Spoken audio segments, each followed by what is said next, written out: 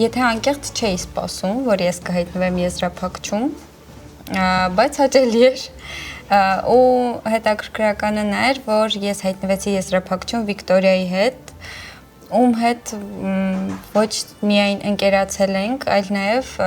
կարծես հարազատ քույրեր լինենք, ես այդպիսի զգացողություններ ունեմ իր հետ կապված, ու որքան որ կուզենայի, որ ես հայտնվեմ եզրափակչում,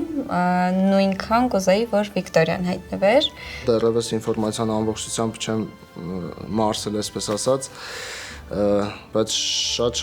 ուրախ եմ այս ամեն ինչի համար, շատ ուրախ եմ, որ եկել ու մասնակցել եմ, նաև ընկերներիս, ովքեր խորհուրդ տվեցին գալ, այս էմոցիաները, այս մարդկանց, այս ամեն ինչը ես հաստատ չեմ մոռանա։ Իսկ թե եզրափակչում ով կհաղթի, առավոտյան ես ցանկացել եմ, որ իմ մեջ ցանկացել եմ, որ ես գումարը հաղթեն մասնակիցը, ում նպատակների համար առավելագույնս պետք է։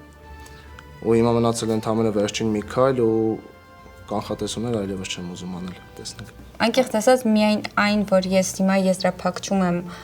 աղջիկների մեջ, դա ինձ համար հաղթանակ էր ոչ թե մյուսների նկատմամբ, այլ ինքս իմ, միգուցե ես դրան չէի հավատում, կամ հավատում էի, բայց չէի պատկերացնում ու սա ինձ համար հաղթանակ էր ինքս իմ նկատմամբ։ Այո, ինչ որ բայից ես հասկացել եմ, որ ֆավորիտ եմ առնվազն եզրափակիչում լինելու,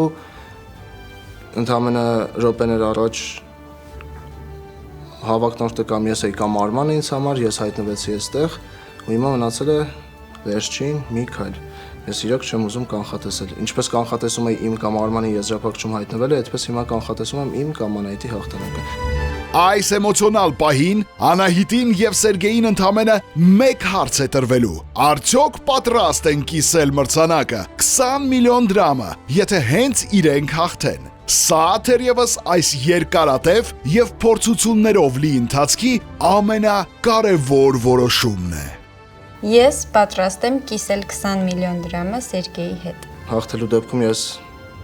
սիրով պատրաստ եմ կիսել 20 միլիոնը եզրափակչում ինձ հետ հայտնված Կոստանդյան Անահիտի հետ։